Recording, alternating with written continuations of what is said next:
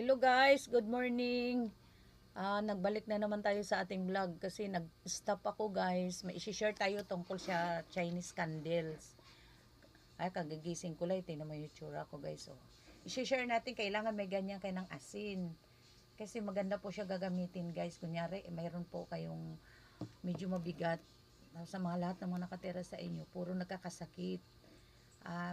May trabaho ka nga, wala ka namang pumapasok na bigo sabi kung may trabaho ka nga, gusto mo makaipon, hindi ka makakaipon kasi parang sobrang malas-malas yung ano guys, yung ang tawag nun, yung buhay ba, may pera naman, parang malakas naman kumita, wala man namang pumapasok. Kaya guys, i-share natin ito ngayon. Mayroon tayo ng Chinese candles ng pula. Mayroon siyang pampatanggal sa mga bad spirit. Ito kasi guys, ito sobrang bango to. Yung Chinese yan, para siyang Chinese candle rin. Kaya lang, kakaiba po ito. Sobrang bango ito guys, naghalimuyak. Kunyari, nagmalas-malas yung buhay mo. Ah, hindi yan katulad ito guys. Katulad ito na medyo nagkakaroon ka naman ng ano. Ito sa pang-araw-araw lang ito guys. Ito isi-share ko sa inyo dahil halos ako araw-araw ako magsisindi. Alas 6 hanggang guys, may ano tayo guys ha. May isi-share tayo ngayon, kakaligo ko lang, tingnan nyo.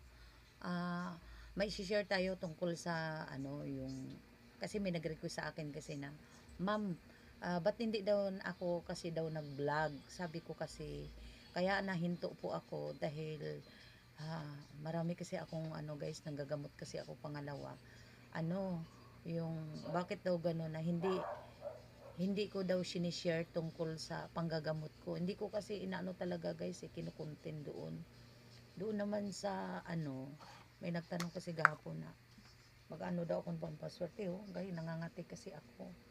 Nag-ano akong kan, nag-i-sprayhan ko gaya ang kati, sobrang kati. Ngayon guys, may kasi kahapon may nag-share ano naman ako.